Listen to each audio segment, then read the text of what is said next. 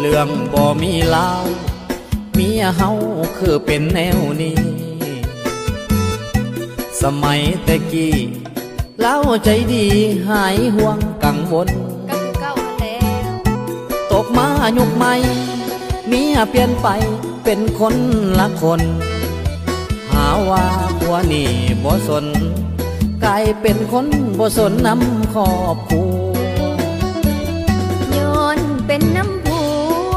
เมามัวน้ำแต่มากบุญเอากล้ามแขนเอากล้ามแขนก็ให้เรื่องบุญ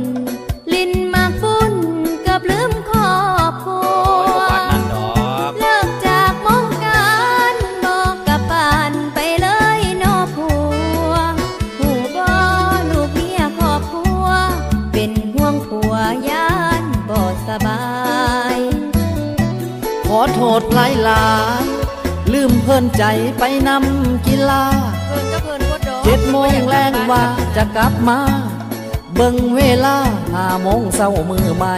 แนวบ่เบิ่งโมงจังเทื่อเอาแท้เอาว่าเสียแห้งพันยาอดสาห่วงใยย่านผัวของตนป่วยไข้ย่านบ่สบายอึดลับหิวนอนขอบใจบังอ่อน